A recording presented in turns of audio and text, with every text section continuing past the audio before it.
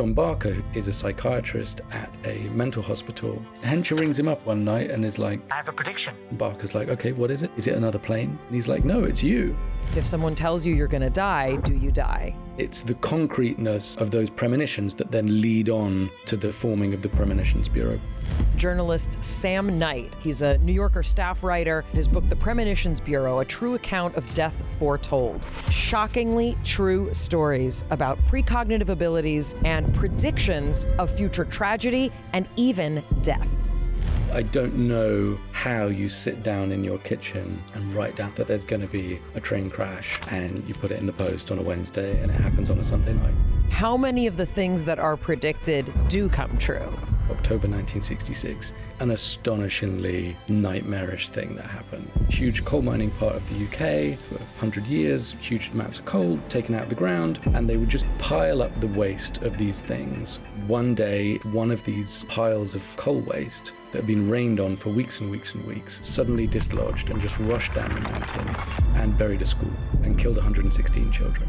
John Barker rushes to the village and starts talking to people, uncovering these stories, particularly among the children who didn't want to go to school that day, told their mum that they'd had a dream and there was something black that came over the school. You can have dreams or bad feelings about kind of various disasters, but the particular configuration of Aberfan is quite striking. It's something that we all have the ability for and we're just not tapping into it. Is it something that's for a select few or is it somewhere in the middle?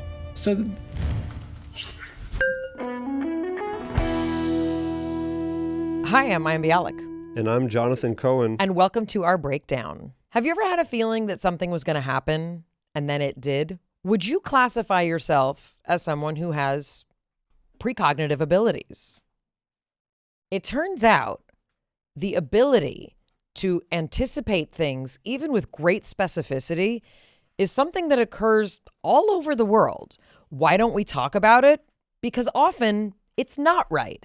But the times when it is can be incredibly powerful. And as our guest today is going to talk about, what if precognitive abilities have the potential to save lives? Do we listen to those messages? Do we not?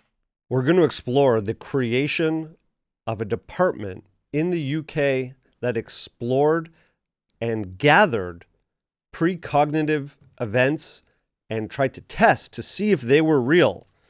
We're also going to explore how our minds can be influenced. We're going to be talking with journalist Sam Knight about his book, The Premonitions Bureau, a true account of death foretold. And what the Premonitions Bureau is about, and what we're going to be talking about today, is it's a true story. There was a psychiatrist named John Barker, and he investigated both the power of premonitions as well as the possibility that we can be literally scared to death. Dr. Barker worked as a psychiatrist. He worked with other psychiatrists who were fascinated in talking to patients who had been hospitalized, in many cases for psychosis, who had startlingly accurate predictions of very large disasters that happened. And he set out to discover what these could mean, how they connect, and if they can tell us anything about our human nature. Sam Knight is the author of the book. He's a New Yorker staff writer, and he's going to tell us how he got interested in the Premonitions Bureau, what he learned about the nature of our potential existence as precognitive beings, and what we can learn from the story of Dr. Barker, who, of course, died mysteriously, as was predicted by two of his patients. Today's episode focuses on shockingly true stories about precognitive abilities and predictions of future tragedy and even death. Break it down. Sam Knight, welcome to The Breakdown. Thank you for having me. I am a huge fan of all things New Yorker, so I'm very excited to get to talk to you. I feel like you're a celebrity in my mind. I'm going to hold up an uncorrected proof of the Premonitions Bureau, which, when we got this, I was so excited, not only to read it, but for the opportunity to get to speak with you, and really, really appreciate you coming and talking to us. It's a real pleasure. There's one thing that I want to open with. Seeing patterns where they do not exist is something called apophenia. Finding meaning where there is none is a sign of madness. Making connections in what we see, hear, or dream is actually how we think. Finding a pattern no one ever has is genius. Your book takes us directly into the belly of this beast between madness and not only genius, but the possibility that people may have abilities to see into time in a way that we do not understand in any materialist way. Talk about how you found out about the Premonitions Bureau. I'm a magazine writer. That's what I do. And this was a while ago. This was probably 10 years ago. And I'm normally kind of working on assignments that I'm pretty into, but I like to have a kind of a really sort of thorny, tricky project in the background. Do you know what I mean? That just sort of takes longer, and I kind of chip away at it. And I just finished one of those stories.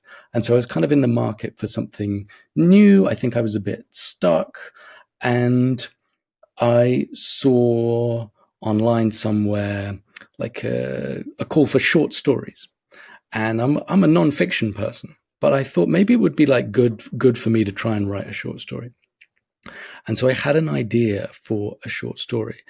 And the idea for the short story was, this is just the idea, it would take the form of a letter, and the letter would be written by someone who had had a premonition. And it would sort of take the form of impossible knowledge, right? So the idea was that someone was going to be building like a big incinerator or some industrial thing on the edge of a town. And this person just knew that some very specific like component that they could never have known about was going to go wrong. And I kind of had this idea for this short story. And I think at heart, because I'm like a nonfiction person, my response to this was to go to the British Library, where I do a lot of work, and just to order up loads and loads of books about prophecy and premonitions. And so I was there in the library with this, huge stack of books, mainly from the kind of late 19th century, early 20th century kind of spiritualism movement in sort of Victorian times and kind of first 20 years of the 20th century. In amongst them, there was a sort of later compendium of like weird stuff from the 20th century. And it had this description of the Premonitions Bureau. It wasn't much. It was just like a couple of paragraphs, but it was called, the British Premonitions Bureau.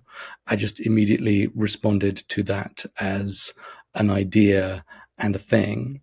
And I started pulling the threads of it. It's not a known story, right? It had a moment in kind of 1966, 1967, where it was sort of made the BBC News and was in the newspapers and kind of made a splash. But it's not a known story. And I just started kind of scratching and kind of unpeeling it. But it's sort of, I don't know whether you guys think about this, but the process of where ideas come from is quite mysterious to me.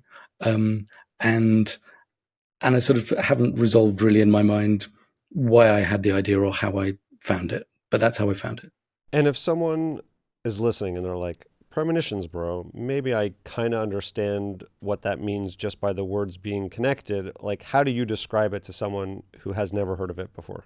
I describe it as an attempt to collect the dreams and forebodings of the British public on a mass scale and to try and detect patterns in those sort of dreams and warnings with the aim of somehow stopping disasters from happening. The notion was that for 18 months, right, there was a bureau that was headed in large by this Dr. Barker, right?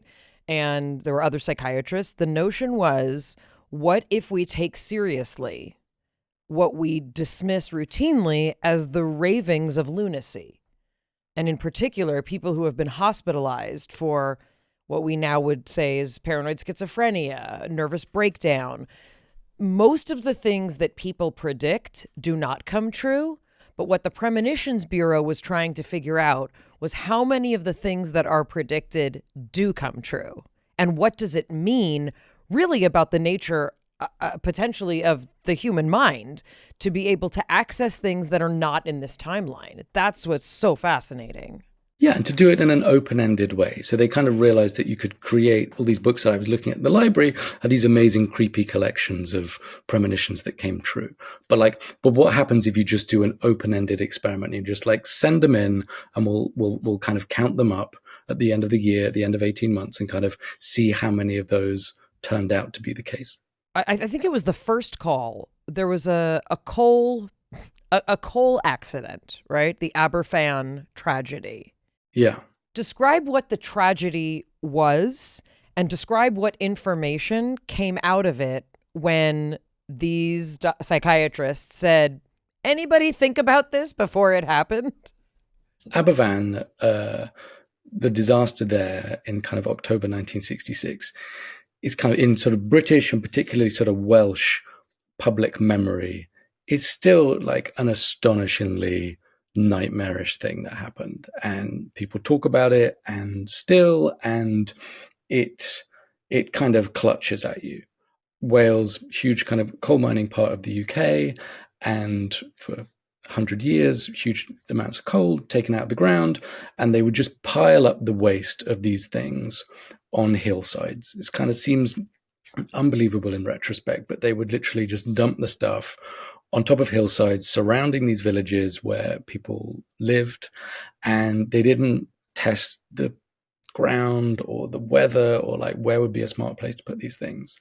And one day in October 1966, one of these piles of coal waste, which is just, gigantic, I think contained enough coal waste to fill, St. Paul's Cathedral in London, 1.5 times over, just a huge volume of quite fine tailings and kind of bits of discarded coal that have been rained on for weeks and weeks and weeks, suddenly dislodged and just rushed down the mountain and buried a school and killed 116 children, as well as 20, 30 people from the village. And this is like a picture of volcano. When I read this, I pictured Pompeii, like a mountain essentially of coal is rushing into this village and it buries a school and kills all these people. And it's the children of the guys who've dug out the coal and who've been piling it up on the hillside and have been saying, are we sure this is a good idea? John Barker, who's the kind of protagonist of the book, is a psychiatrist at a mental hospital about 100 miles away, just on the border between England and Wales. And he, like everybody else in the nation, hears the news reports coming out from this. And the next morning, so it happens on a Friday, he rushes to the village and starts talking to people. And in his kind of notes of this encounter, he kind of knows that he's sort of out of place. I mean, it's this awful kind of tragedy in a kind of isolated, this is a working class mining village that's just had the worst day that anyone has ever had in it. And suddenly the nation's press, the royal family, the prime minister, everyone's showing up. Do you know what I mean? Outsiders were not welcome. And he knows that he's on uncertain ground, but he's a complicated character, which is obviously why he's interesting to write about. But he hangs around and he starts talking to people and he starts uncovering these stories, particularly among the children who didn't want to go to school that day and told their mom that they'd had a dream and there was something black that came over the school, or they drew a picture that eerily kind of pictured the scene that happened, or that they kind of overslept for the first time in their life on that day and were kind of bundled out of school and sort of shoved down the street to school and then promptly buried.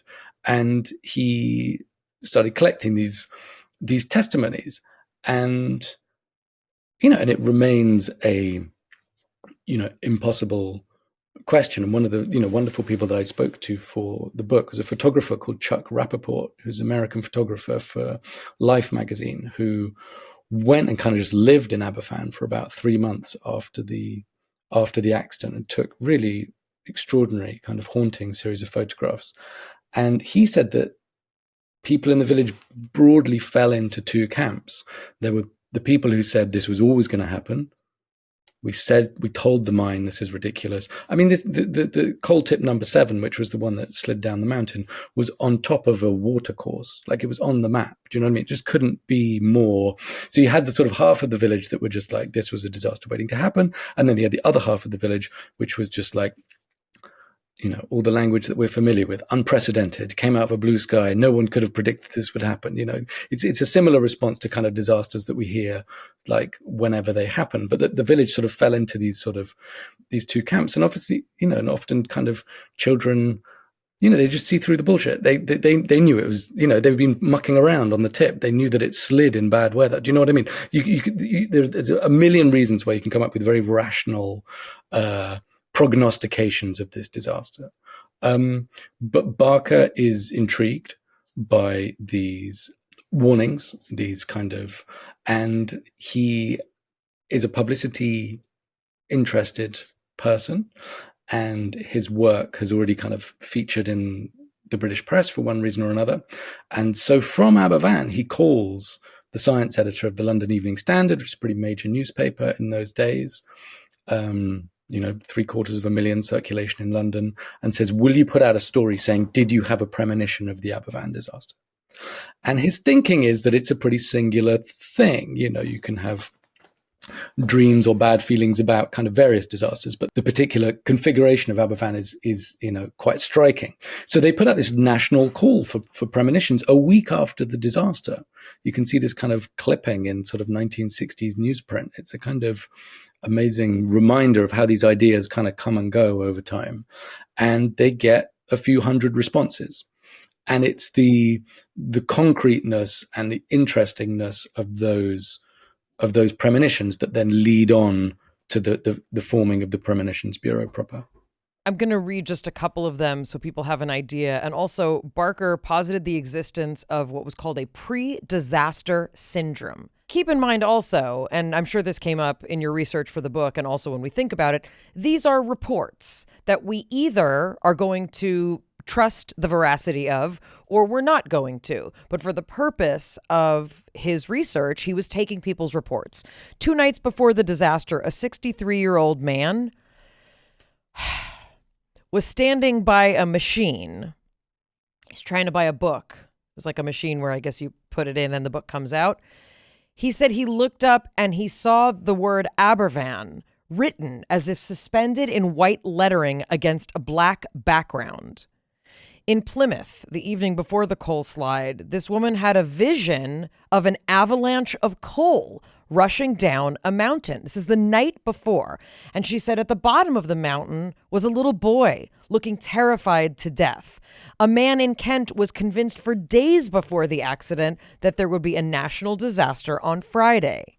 He said, it came to me as strongly as might come the thought that you have forgotten that it was your wife's birthday tomorrow. And there's more.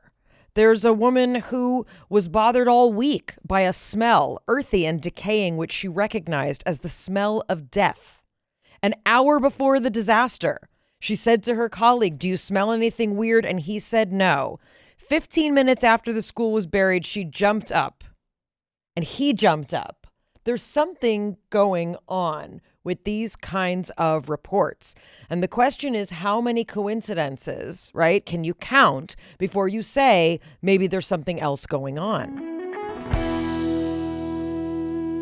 Mayim Bialik's Breakdown is supported by Calm. Anyone else feeling like this year is flying by way too fast? That where did the time go anxiety is real. It can leave you feeling scattered and behind. Calm gives you permission to slow down even when everything else is speeding up. Calm is the #1 app for sleep and meditation, and it's here to help you feel better.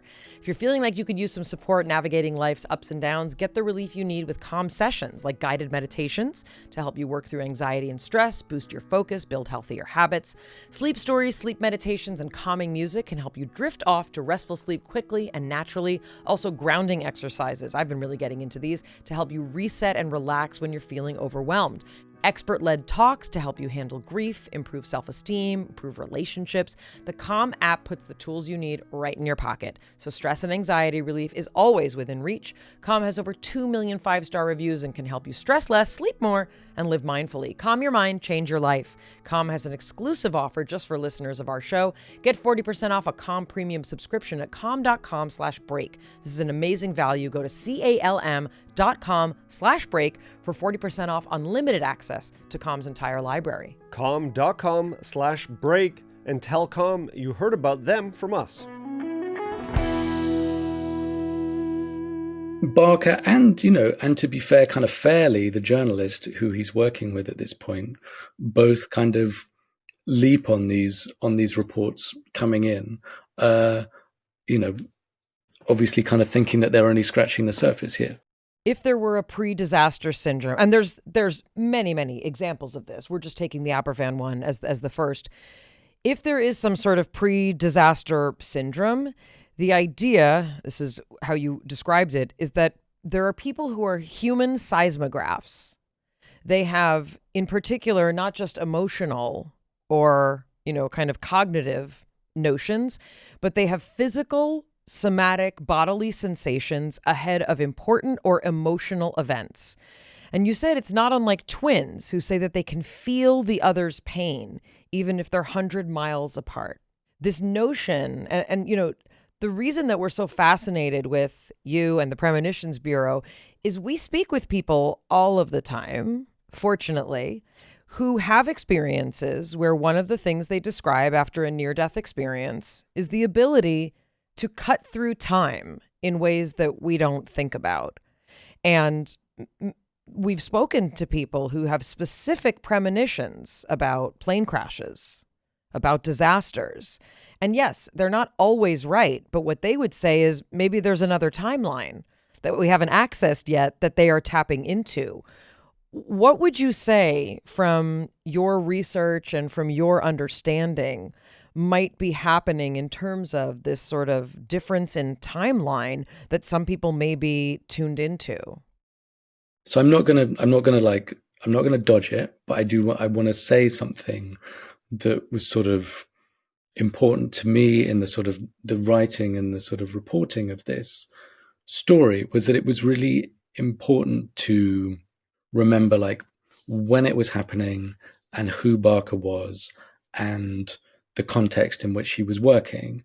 So Barker was the deputy superintendent of a large hospital with about 1,000 profoundly mentally ill people in that place. During the 19th century, asylums were built in every county in England, and people were locked up. People were locked up for being a mute, or, for having what we would recognize now as profound learning disabilities. People were just put away. And he was working in this hospital with 250 patients of his own, kind of outpatients across rural Shropshire and rural Wales, of basically untreated serious mental illness. Like the first antipsychotic drugs began to be dispensed in Britain in 1955. So he's grown up and trained as a psychiatrist where you're fairly powerless. And he studied and qualified in a time of kind of leucotomies and just awful treatment for psychosis and serious mental illness. And he's on the cusp of a government program to shut down these mental hospitals and treat people in the community, and on the cusp of pharmaceuticals, and on the cusp of curing people. And he's seeing kind of amazing stuff every day. He's seeing people who haven't spoken for 40 years speak. Do you know what I mean? He's seeing people who have not been outside in a decade go out and interact with the world and be able to kind of talk and converse and see their families. So he's working in a field that is full of kind of change and possibility. And I always was trying to, when I was writing the book, picturing him like he's just done the ward rounds. They've just taken the locks off the doors. They've just taken the railings down. He's trying to get jazz bands in. They're trying to open the windows. They're trying to give everyone their own locker. They're trying to stop them wearing uniforms. You know what I mean? This is the kind of the hard yards of kind of mental illness treatment that he is doing. And then he turns to his list of premonitions that have kind of come in that day or that week. And it's not the craziest thing he's heard in the last 10 minutes. Do you know what I mean? He's just open in a way that I think is quite hard to sort of reach back to. Do you know what I mean? That kind of atmosphere of sort of change and possibility. I should also say that Barker's kind of like clinical interest in these cases to start with is the idea of whether you can be frightened to death. So if someone tells you that you're going to die, does that make it more likely to happen? And he was following the footsteps of a guy called Walter Cannon at Harvard Medical School, who was kind of studying curses and the kind of reactions of the adrenal system and all stuff that has been more or less entirely borne out by neurology and kind of modern science in terms of like the relationship of sort of what you're kind of thinking in your mind and then the kind of physiological consequences of that. All of that kind of Barker, I think, was intuitively smart and on the right track. Instead of the placebo, it's the nocebo effect. And Barker's fascination with, I mean, he was a very, very strange man, but his fascination with it was, if someone tells you you're going to get sick, does that make you more likely to get sick? And what ended up happening in his life, if someone tells you you're going to die, do you die? Yeah. So this is his kind of entry point, you know, into these premonitions and into this kind of sense of kind of foresight and seeing things, you know, having, you know, impossible knowledge or kind of seeing things before they occur, to kind of like wend epically back to your kind of your question in the first place. I feel like I'm torn between, is this something that a small subset of people somehow have access to, or is this about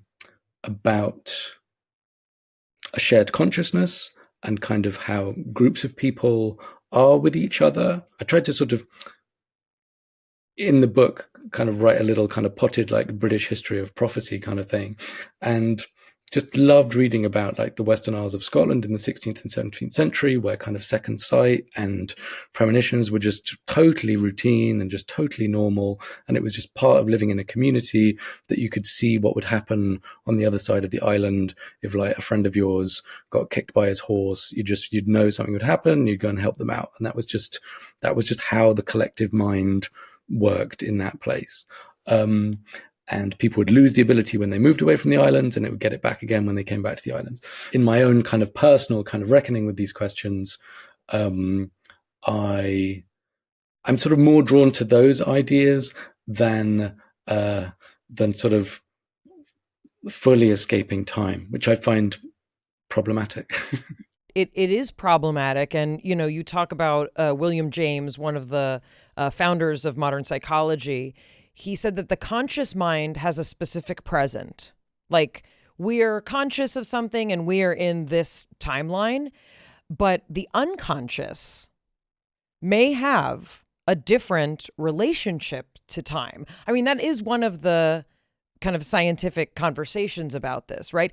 Is there a different timeline? And if you're not bound to this physical body, right? If you're not bound to the conscious material present, is this other realm, which, you know, quantum physics would describe as just a field, it's just a field, right? An undulating, moving particle wave field. You know, does that wave then have a relationship of time that is completely different than anything we would fathom? I mean, that would, in theory, explain people with near-death experiences, for example, who say that they're witnessing things or seeing things after these experiences.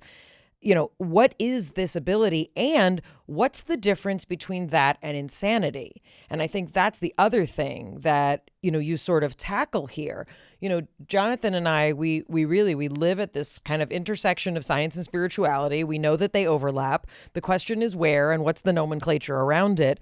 But We've spoken to people who otherwise are living a very normal, whatever life, and one day they start hearing voices that are directing them to send messages to humanity.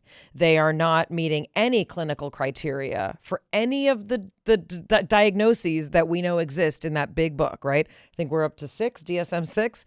They don't meet any criteria for paranoid schizophrenia. They are functional in all of their capacities.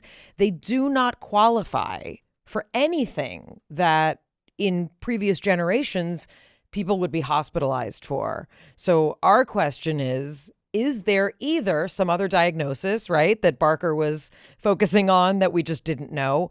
Or is it possible that there is a sensitivity, and in our culture, right, we name it this and we place them here, but 1,000 years ago, 5,000 years ago, are these people shamans? Are they prophets? I don't know. So one of the sort of phrases that kind of goes off in my head when you're saying that is a playwright, a British playwright called J.B. Priestley, who wrote a kind of series of plays in the 1930s that kind of play around with time. One's called Time and the Conways, one's called An Inspector Calls, and they're all questioning sequences and how time works. And he was obviously kind of influenced by quantum physics and all the things that you mentioned. And he wrote this book in the early 1960s called Man and Time, and he wrote this nice phrase where he said that we're living in the most impoverished version of time that we've ever had. You know, just people in the past had a better intuitive grasp of what this thing was and how varied it was. And the strict kind of materialist interpretation is so meager compared to it. He compared it to a rope. He was like, we know that it doesn't work at the kind of subatomic level, and we know that it doesn't work at the planetary level. And it's like shredding at both ends, and we're living in the middle, and you're telling me like it works here. On the question of people having experiences but no other sort of clinical disorders or kind of labels that you want to give it, one of the things that I've really wanted to do in the book was to write about the Premonitions Bureau like I would write about anything else. It just struck me that kind of reporting about the occult or supernatural or experiments of this nature are just, there's just often in their description a kind of tacit framing of this is either bogus or this is so real it's the realest thing you've ever heard. Do you know what I mean? And it comes with an agenda. And I'm a magazine writer. I'm a reporter. I just wanted to write this as a piece of kind of social history. And as I was sort of doing that reporting, I was often thinking about the way we write about the major religions or kind of other kind of inexplicable kind of aspects of how we interact with reality or things beyond reality, and we treat those like with a sort of dignity that that respects the experiences of people who are undergoing those things, and that's kind of often not the case with this kind of writing and reporting. And I think that Barker, problematic and questionable as he was in lots of ways, was a good doctor. Yeah. And it's striking kind of just looking in people sending in their premonitions, just glad to have someone to send them to and to have an outlet. Well, I think that's actually a really important point, and it's one that touches more on the sociological components of these conversations, which, Jonathan and I are in as podcasters in the 21st century, right? What deserves to be spoken about? What are people afraid to hear about? And especially from the materialist perspective, what feels so indescribable and impossible that we will do everything we can to ridicule it and push it away, which is the least scientific thing to do. I want to give another great example, and this one is really special. Alan Hencher was one of the seers of the Aberfan coal tragedy. In the spring of 1967, he called Dr. Barker again. And he said, I've seen a plane crash that's going to happen over mountains. Now, what's interesting to me, Hencher's premonitions began after he suffered a head injury in a car crash in his mid-20s. So I'm very interested in a traumatic brain injury that leads to paranormal experiences and psi abilities. Not because I think it proves, oh, we're going to find the region of the brain that makes you crazy, but more because when part of the brain is damaged, what else opens up? For all we know, what was damaged or compromised was an inhibitory component, and now the truth, whatever truth is, right, is allowed to come free. He said there are 123 people. I have chills right now before I even finish the sentence. There are 123 people, possibly 124. He was telling this to Dr. Barker, who made notes on the call. It was 6 a.m. on March 21st. 30 days later, everyone, a passenger aircraft carrying 130 people attempted to land in Cyprus in bad weather. 124 people died. I will say 2 more people later died. I would be doing a disservice to Sam if I didn't mention that. However, this guy Hencher was experiencing something not once, not twice, but many times that, in my opinion, does not need to even be perfect. Even if he got it wrong by 10 people, even if he got it wrong by all the people and all he said was a plan, to me, that's enough to think about what was going on with Alan Hencher. No, and he's this unhappy, stressed figure in the book because these premonitions are accompanied by pain. They're accompanied by like very strong headaches and a feeling of stress, and he wants it to be over. And then when the event happens, this feeling lifts, and he obviously feels a mixture of kind of guilt and relief when that happens. 2 minutes ago, describing Barker as a good doctor, I would say that Barker was a bad doctor in his treatment of Hencher, because he's so excited about what's happening there that he kind of goads him and provokes him and lets him know that other people are doing good predictions too. And he's not respectful of what Hencher is going through when he's sort of having these experiences. Hencher also had a severe headache an hour after a significant train crash in 1967 that he did not know had happened. And here also enters Miss Middleton, another startlingly accurate, pretty consistent predictor that was involved with Dr. Barker. Can you tell us a little bit about some of what she was like and what her experiences were? I'm so thrilled to have a chance to talk about Miss Middleton. So she was a music teacher in North London, and she was born in the US to English parents, and they moved back to the UK during the Depression, 1933. And her family on her father's side had been quite prosperous and kind of run away with his girlfriend Annie from Paris, and sort of being disowned by the family. So they're kind of like coming down in the world into sort of suburban London in the 1930s. And Miss Middleton, she'd kind of been a child dancer, child performer in Boston, and was forced to settle for a fairly anonymous life as a music and dance teacher in the front room of her parents' house in Edmonton in North London. But she did this with kind of great verve and great style, and sort of tried to sort of cut this kind of glamorous figure. And she had premonitions throughout her life. She experienced them as a child.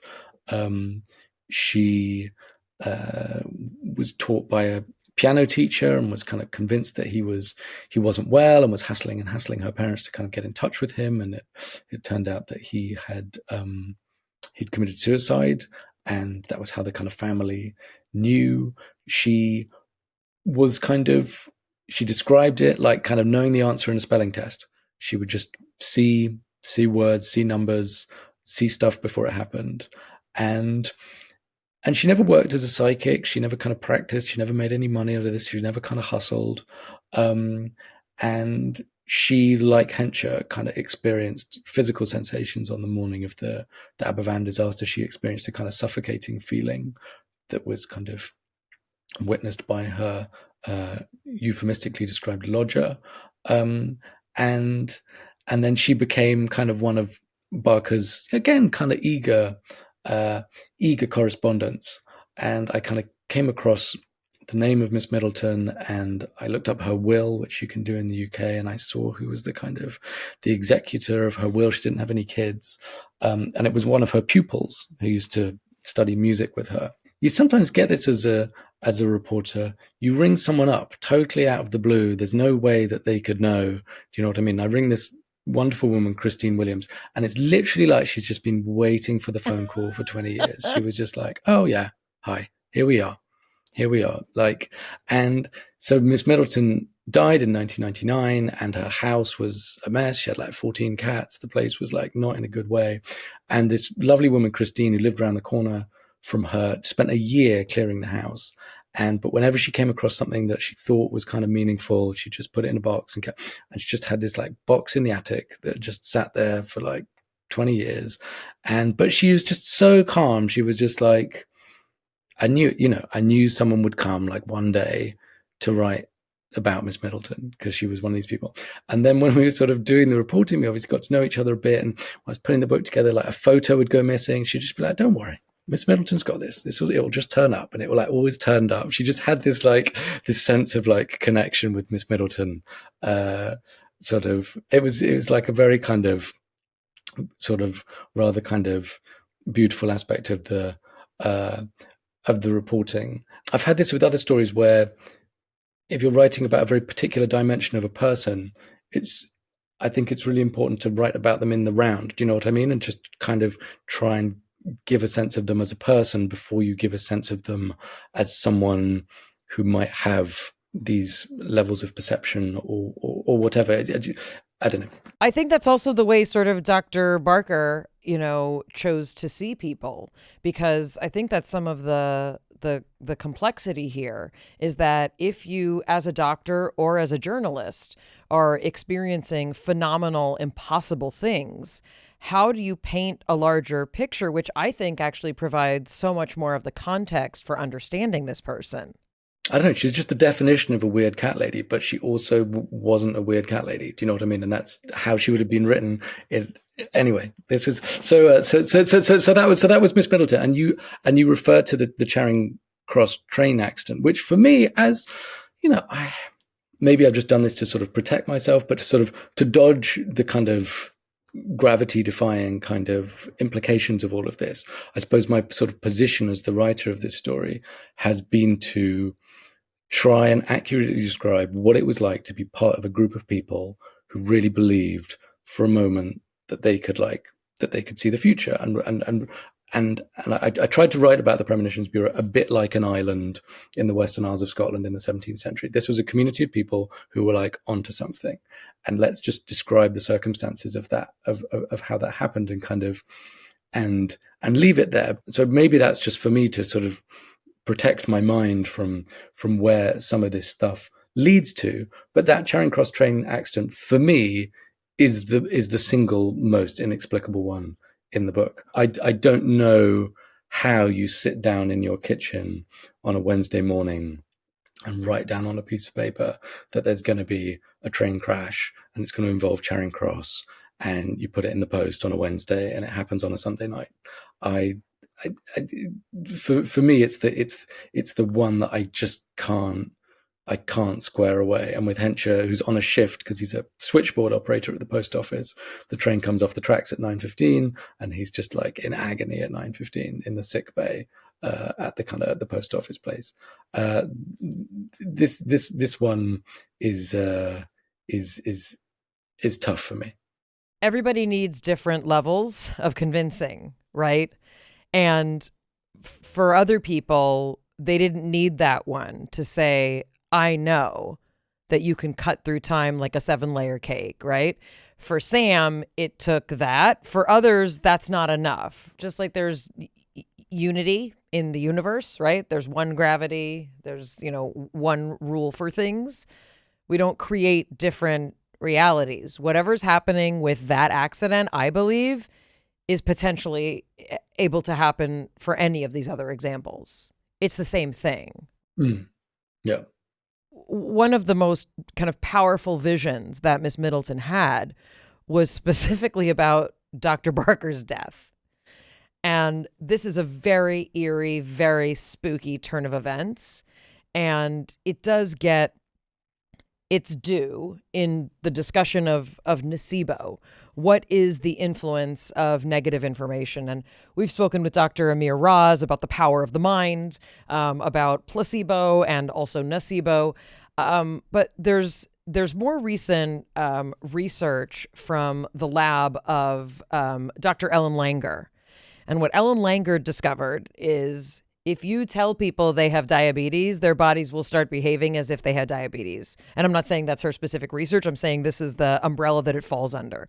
If you tell people that they're old and that their bodies are going to deteriorate, their bodies get old and deteriorate. And there's a tremendous power of the mind to be able to modulate physiological processes, immune properties, things that we previously did not think the mind would have control over like that. So when we think about something like this, and especially Dr. Barker's fascination with can you die of fear? Or as Jonathan and I were talking about it, can you literally be scared to death? When I think about, and the example that you talk about is, as long as we have hope, we struggle to keep surviving. And there's some very famous rat experiments that you talk about that kind of prove this. And think about any relationship you've been in that you want it to have it end. If there's any hope, you just keep it going, right? What is now unfamiliar tends to be inadmissible and is therefore not accepted, even despite overwhelming supportive evidence. Thus, for generations, the earth was traditionally regarded as flat, and those who opposed this notion were bitterly attacked, right? There are all of these shifts in our paradigm that are constantly happening. I mean, Dr. Barker died not the way Miss Middleton said that he would die, but it was a strange death. And there were many cases that he was fascinated with of people who died of routine surgeries at the age that they were told that they would die. What might be going on here, and what did you find? So as I said, kind of Barker was in Aberfan originally because he was interested in news reports of a boy who had escaped from the school, but had died of fright and died of fear. And so Aberfan happened in 1966, but in 1963, as you refer to, there was a case reported in the British Medical Journal of a woman who was admitted for a routine gynecological operation at a small hospital in Labrador in Canada. Surgery went well, everything was fine. And then an hour afterwards, she kind of had an adrenal hemorrhage and she died. And the doctors were, totally mystified. And she'd confided in a nurse. She was 43, that she'd been told as a kid by a fortune teller that she would die when she was 43. And it was a week after her 43rd birthday. She was like, I think she was a mother of 5. She living like a tough rural existence in Labrador at the time, physically fit, physically well, but seized by fear and died. And the doctors wrote about this in the British Medical Journal and just said, like, anyone else had some reports like this? And Barker, hungry, avaricious researcher that he was, caught onto this and sort of took up the case and went around kind of collecting reports of this and wrote a book called Scared to Death, collating these reports with the workers of Walter Cannon and kind of where the kind of state of knowledge was at the time about the sort of physiological and kind of neurological kind of basis for these things. Henshaw rings him up in the middle of the night one night and is like, I've got a prediction. And Barker's like, okay, what is it? Let me get my piece of paper to write it down. Is it another plane? And he's like, no, it's you. And when he thinks of Barker, he just thinks of black. He thinks of him surrounded by darkness, and he thinks that something's gonna happen to him. And he says, do you have gas mains at your house? He says, no, I don't. I live in the countryside. He's like, what color is your car? He's like, it's a dark green car. He's like, not feeling great about that. And Barker, the next morning, writes a memo. And this was the sort of memo that I found in an envelope in Cambridge University Library, and it says, Hensher has been right about Aberfan. He's been right about the plane crash. Like, is he right about me? It's an extraordinary kind of document, because if you're me sort of researching this story kind of 50, 60 years after, I was unsure whether he was a kind of buttoned up British mid-century intellectual observing this all with kind of dispassion and sort of objective curiosity. But no, he was entirely kind of emotionally implicated in it. And you can sense in this document both his fear and his enormous curiosity. Well, the first thing I thought of also is, in the screenplay version of this, were they trying to kill him?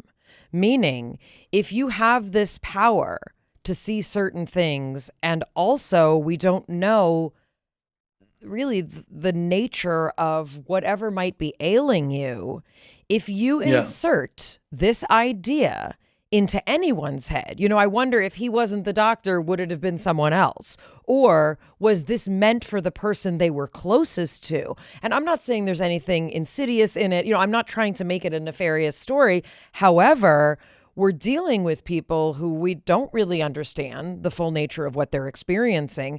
And part of me was like, were they just messing with him? And then he died. So he lived with this warning for some time. So this kind of happens in the spring of 1967. And then towards the end of the year, the Charing Cross train crash happens, and that gets a lot of publicity.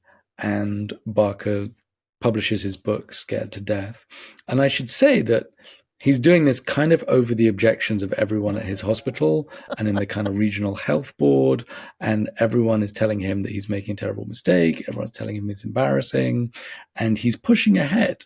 There's just a level of kind of risk-taking and a kind of heedlessness, which is characteristic of every great genius. He's pushing it, and Hensher watches him on TV, and he writes to him again. He said, I watched you on TV. There's a kind of blackness around you on the TV. Like, I'm not feeling good about this. And then Barker, because we're allowed to question his judgment, writes to Middleton and is like, do you think I'm going to die? And Middleton is like, well, I kind of, until you mentioned it, I hadn't really thought about it, but actually. And then she starts having these dreams about her mother. And when she says her mother visits her in a dream, this kind of normally kind of symbolizes a death.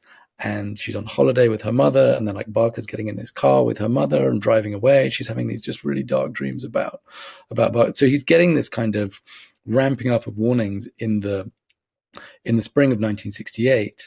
The thing that we haven't talked about is that then this kind of unspeakable disaster at Barker's own hospital. Okay, should we go there now? Let's go there now. Okay, so this is 1968 in the Beach Ward. Yeah. And it was a terrible fire. And I believe 24 people died. And here's the thing. If a bunch of people who claim to be precognitive tell you there's going to be a fire, what do you do if you work in that hospital? And Hensher described this when he was asked about what is it like to have this kind of information. He said, we have to undergo the torment of knowing that whatever we say, however long we pray, that when we receive, we have the problem of deciding whether we should tell what we've received, because if we don't and it happens, we cannot be believed, and so suffer equally by the knowledge that we're doing something that could be of public use. But he said it creates even greater stress mentally to your nervous system to constantly be in this place of, if I say something, they'll think I'm crazy.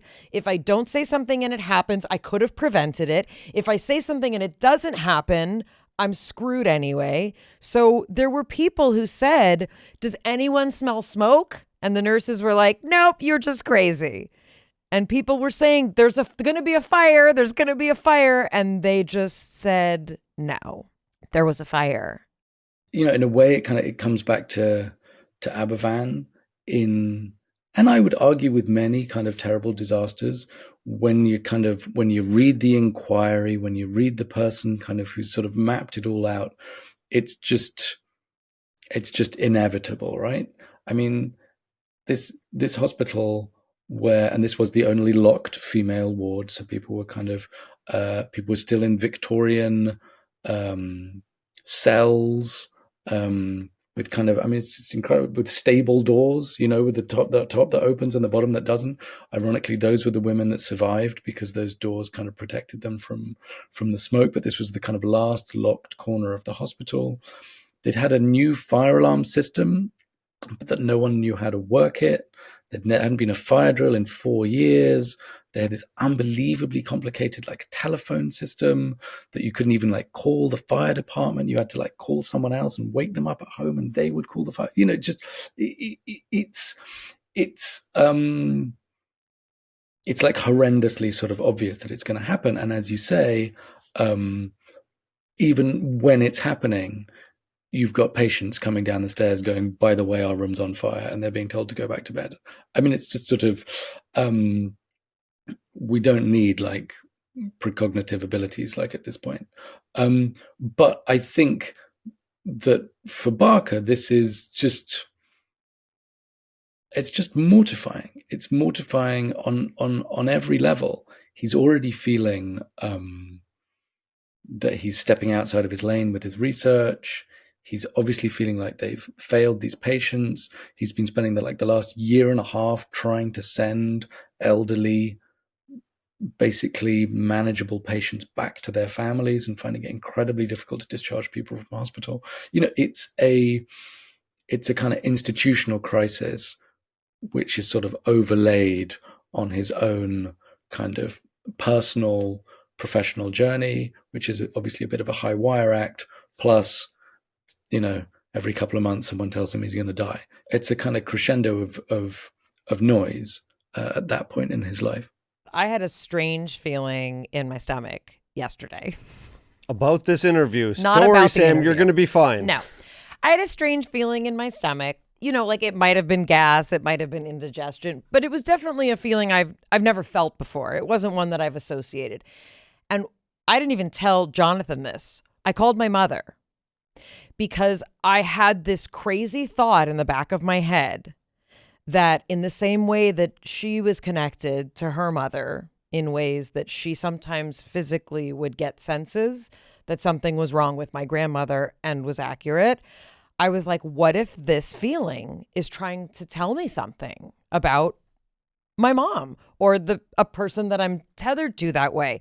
So I didn't say that to my mom, God bless her, because she's, you know, the age that she is. But I literally called and I was like, hi. And I half expected her to be like, I'm in the hospital. But that's not what she said. She said, oh, I just got back from a walk and I had a bagel and this, that. And oh, my friend this. And I'm going to go see Grease on Sunday. And that was it.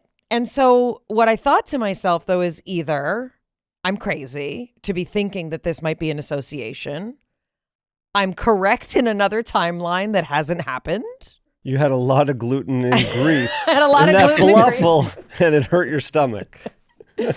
No, but it occurred to me also as I was simultaneously preparing to speak about this book that we want to know things with tremendous certainty. I want to know that every time I have an intuition or I have a feeling that it's correct. And that's the only kind of information that many people are comfortable with. The uncomfortableness that you write about is all of these places in between. And that's actually where most of us live.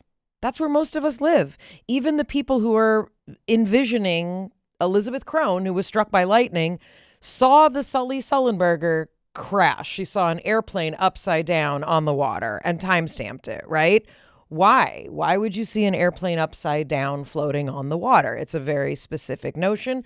It doesn't mean that she always has to be right. It means that there's an opening in which many of us believe that there is accuracy. I'm curious what changed for you as you were working on this book in terms of what you thought you believed and maybe what you believed when you were done with your research? I think two things changed for me. I think the first thing that changed for me, and I think I knew this at in a sort of vague way, but not in a specific way, was just how rooted prophecy and premonitions and ideas of shared consciousness were in the Britain that I live in. Do you know what I mean? In my culture. Do you know what I mean? You referred to shamans or healers or kind of, it's easy to exoticize this. Do you know what I mean? And say that it happens in other cultures or other ways of thinking, but it happens in my way of thinking, and that kind of doing the research and kind of putting together a sort of a timeline, which, you know, you obviously this kind of see this peak in spiritualism and sort of contact with the dead in the kind of the First World War in the 1920s, kind of dramatic periods of technological change and kind of social crisis in the UK. And then you kind of see it again in the 60s when the Premonitions Bureau is happening. It's arguable, are we in a similar period now? You know, just sort of, for me, just doing the work gave me more kind of knowledge and certainty about how this is just a kind of a thread in our culture. You know, I write some stuff in the book about people in the Blitz in London. You know, as many people in London during the Blitz believed in the supernatural as they did in Christian ideas of heaven or death. Do you know what I mean? This is in our minds. And I suppose kind of when you do this kind of reporting or you're just sort of talking to people about what you're working on, and yes, this is sort of anecdotal, but I also think it's more than that.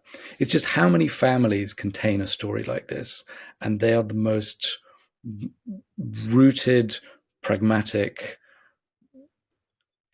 like unbelieving people, and they live with a story like this in their family. It's like, it's in my family 2 generations back. You know, my grandmother, who was a kind of a refugee from China and Russia, was like joined by her mother when she was dying, you know, even though they were thousands of miles apart. Or telling my friend, you know, oh, I'm writing this book about this thing. Oh yeah, I actually can't do that stuff because I was like with my dad once on the plane, and he was just like on a plane waiting to take off to go on holiday, and his dead mother just like walked down the aisle. And Okay, he just, like, hold on, Sam. Do you know what I mean? You're just like all of these just families just like to just hold these secrets in them. Do you know what I mean? This knot, an inexplicable knot, and they just go about their daily business.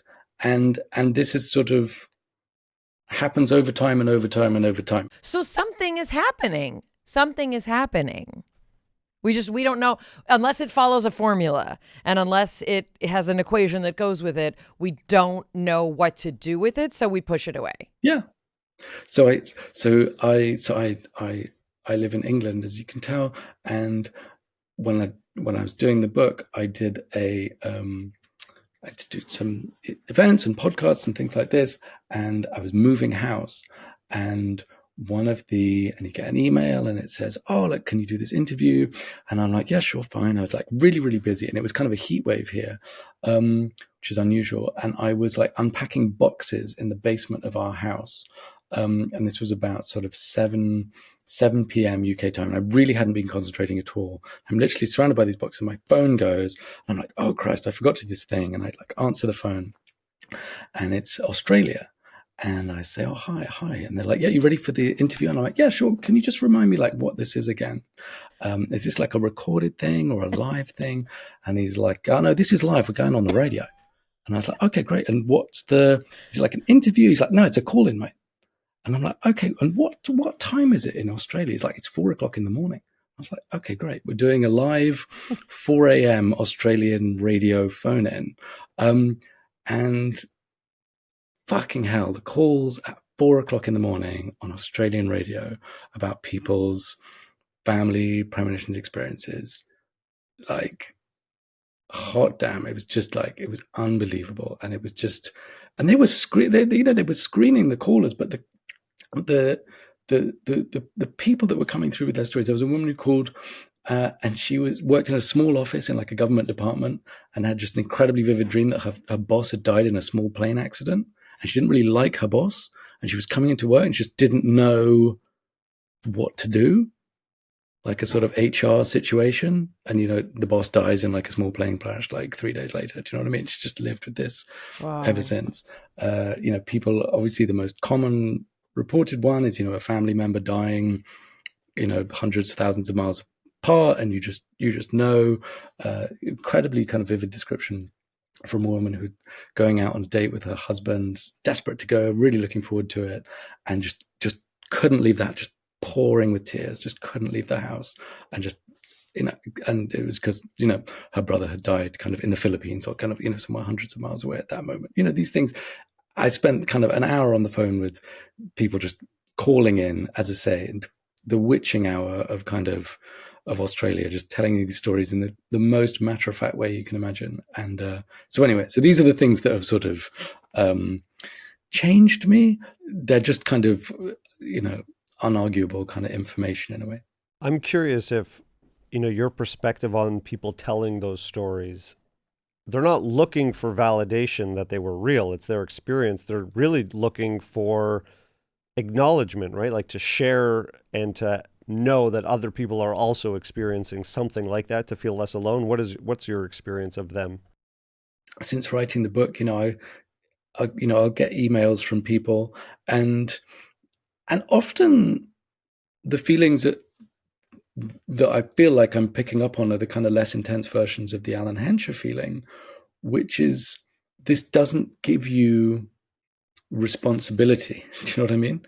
People feel very guilty and feel very kind of loaded with this information because they don't know what to do with it, because it won't be believed. They feel like they feel like a duty to do something with it, and yet there's nowhere to put it. And so I do kind of write back to people, or just tell people, like, you are allowed to just let this go, by the way. Like, you don't have to do anything with it, because it's not on you to like solve this. Like, that's often, so when you say they're looking for validation, I don't think they're looking for validation. They're looking for often looking for relief, or looking for a place to be lightened. The way my mind goes is you then think about established religious rituals where there is a place for these things to happen.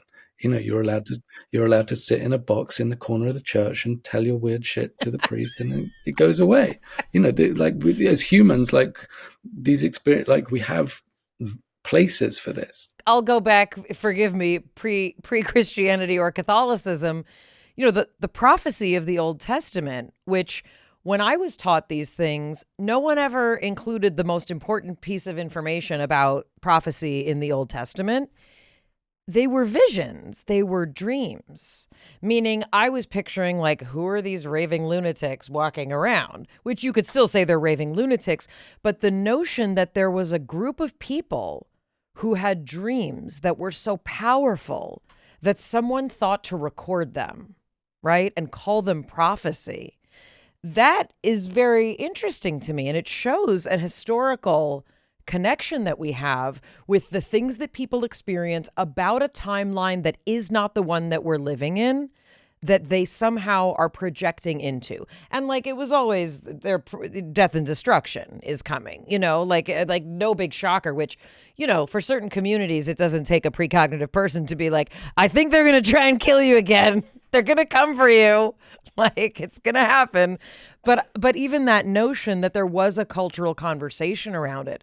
These are prophets who are receiving something, yes, divine, but I don't know who's to say what the definition of divine is, right? It's something from outside of this realm that I can access. Something that Dr. Barker organized in 1965 at the Charing Cross Hotel, he got a group of people together to try and see if he could understand from a more kind of, quantitative perspective, what's going on. People who prescribe to know the future, clairvoyants, astrologers, card readers. He gathered them all together to see if he could find patterns, get information.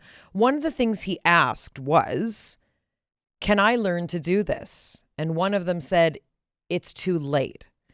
And, there are people that we've spoken to who definitely have access to realms that I don't understand and that I can't explain. But one of the things that many say is that we all have the ability to tap into this. And by this, you could say, oh, the Akashic Records is something for thousands of years that traditions have said there's a field of consciousness that exists. And if you drop into this place, and many people get there with meditation, many people get there with other transcendental experiences and psilocybin and things like this, that you can tap into this information in a way that it just sort of exists out there. What is your take on these kinds of abilities? Do you think that it's something that we all have the ability for and we're just not tapping into it? Is it something that's for a select few, or is it somewhere in the middle? Barker gets these fortune tellers together and asks them, he's doing his kind of scared to death research. And he asks them kind of in your sort of code of practice as a palm reader, do you tell someone if you think they're going to die? And they have sort of differing answers to this. And it was precious to me because the audio of these interviews kind of survives. So I was kind of able to hear Barker kind of do his questioning. And there is this kind of very moving conversation with this Irish clairvoyant where Barker says, what about me? Do I have this gift? Can I get involved? And the clairvoyant says, as you said, no, you're too late. I'm going to add to your sort of list of people or circumstances where people are able to sort of access a field of consciousness or some of these questions. I do sort of hold to the idea of, and this is kind of influenced by writing about the British spiritualist movement and the kind of turn of the 20th century, is the idea of a sort of a life unlived or a kind of a rupture in the terms of the loss of someone close to you or the loss of a child or a sense of a kind of interrupted path being then the trigger or the gateway, or if you're a kind of ardent materialist, a kind of an explanation for people sort of reaching for something that isn't there. I kind of and I feel that in this conversation with Barker, you can hear him, this kind of dual side of him, where he is a serious scientist and a good doctor, and yet he wants to kind of break free of all the confines that represents at that time.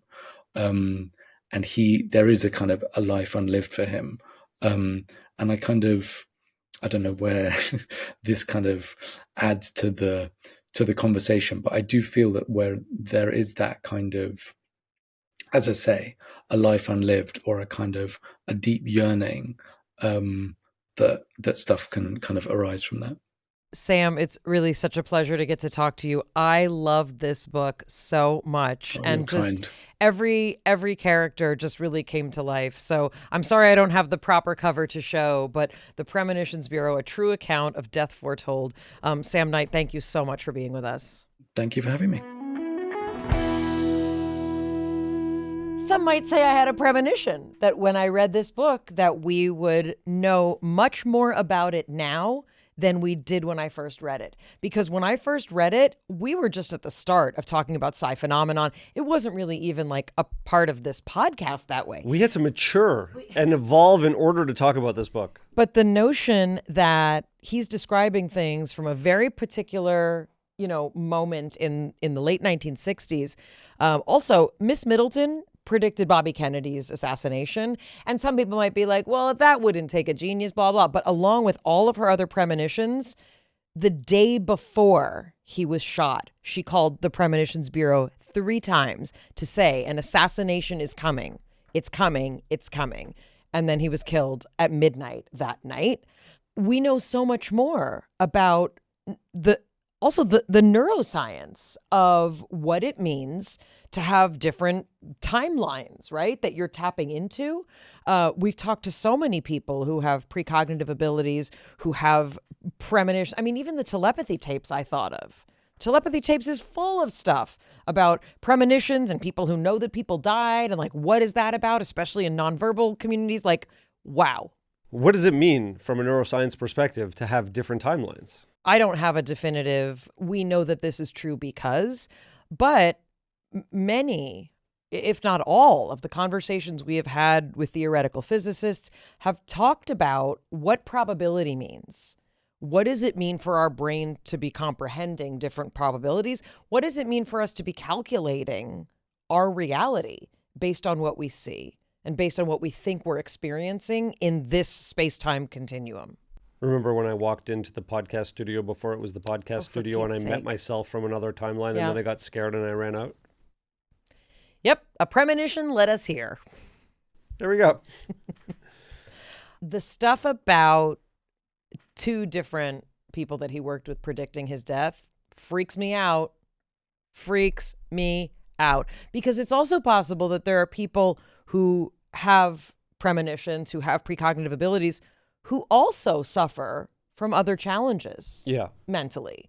That's not impossible. It's not really one or the other. This is all like a spectrum of functioning. It's a spectrum of integration with the real world and the ability to distinguish, right? What is fantasy, what is generated, and what is downloaded. The way these people describe it, this is downloaded information. The thing about premonitions versus intuition is also very hard, right? Because intuition is often in the moment. How do I navigate a certain situation? And I don't think it's fact-based. It's not like 124 people will die. Not fact-based at all. Right. Fact in that, I shouldn't do something or I should go some other way. It's like these nudges versus premonitions. And I think about more specific. The Alison Dubois show. Like that was the character's name. It was with Patricia Arquette, who was a detective. And she wasn't a detective, but she was helping detectives solve crime through her psychic ability. And I believe it was based on a real person. The problem is always like the detectives are like, well, it's not accurate enough and you're getting false positives. And if we do everything you say, then it's going to be. And so she's always getting it in symbols and small little doses and forms. And like, what do you do with all this information when there are false positives? Do you shut down the bridge?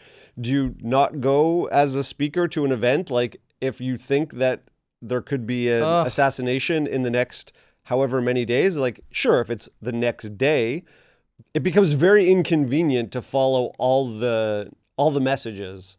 And yet if you don't follow some of them and you don't know which ones to follow, well then catastrophe strikes. And some people might say, well, if there's premonitions of all these things, why aren't there premonitions of positive things? There actually is an answer. The notion is that when there is distress, when there is tragedy, it vibrates at a different frequency, so that people who are picking up on this are picking up on something somehow. There's a disturbance in the force. There is a disturbance in the force. There is something that has a quality to it that draws attention in ways that, like, I have a premonition you're going to order ice cream. It doesn't. Unless you're lactose intolerant, in which case that could be a very critical situation. That can be a big disturbance in the force. It can be a very big disturbance. I really, really enjoyed speaking to Sam, and I know we are going to get a lot of comments on this topic. I know it. If you have a story of a premonition, let us know on Substack and in the comments on this episode. I'm fascinated by how he describes that all of these stories are living in almost all of our families in some way. And you talk about it. The Hungarian grandmother. That's right. The Eastern European grandmother. That's right. The Nana who could heal or sense things or knew things before they happened. Look, there's people far more skilled than you and I in talking about this. I think part of it is like the Renaissance, the intellectual Renaissance brought forth a real rejection of folk wisdom and mysticism and all those things, because we're now advanced. We've advanced to a certain place. And in many cases that was true. Like, who knew that washing hands before you put them inside someone's body to do surgery could prevent infection, right? But there are so many advances that we needed. However, what got left behind was a potential wisdom, insight, heart to our experience that is still there. It's still there. It's everywhere. Well, I appreciate you finding this book for us, and I'm sure everyone else does as well. From our breakdown to the one we hope you never have, we'll see you next time. It's Mayim Bialik's breakdown. She's gonna break it down for you. She's got a neuroscience PhD or two. One fiction, and now she's gonna break